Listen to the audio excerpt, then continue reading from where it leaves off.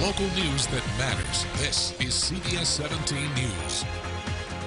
Good evening. Thanks for joining us. I'm Angela Taylor. Hey everybody, I'm Russ Bowen. She has been the public face of North Carolina's fight against COVID-19, but soon Dr. Mandy Cohen is stepping down from her role as Secretary of the Department of Health and Human Services. Our Capitol reporter Michael Hyland talked to her about that decision today. Michael, it's happening as we face uncertainty about the next phase of this pandemic.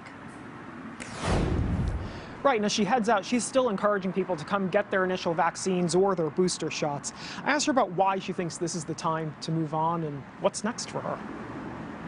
After 5 years on the job, 2 during a global pandemic, Dr. Mandy Cohen is in her final days as the state's Secretary of Health and Human Services. I'm very proud of where our department is and where our team is in terms of our ability to carry out our mission and respond to COVID. Did you get burned out? It's been a hard time. This has certainly been the hardest thing I have done in my professional career. I have learned so much, and I think I have a lot to bring to whatever is next for me. While candidates are filing to run for office this week, Dr. Cohen says she's not one of them. And I'm grateful for this opportunity to have led at such a historic moment for North Carolina.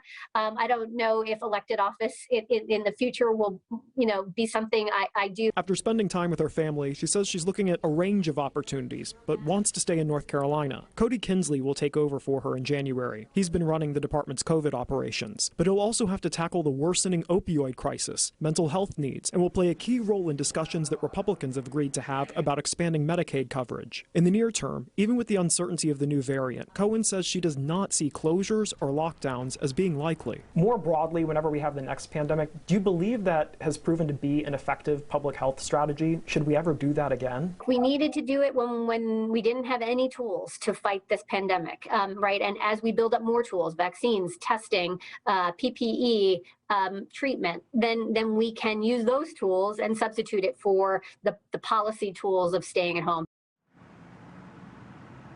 She also said while the pandemic has been politicized, she does not think that her job has been.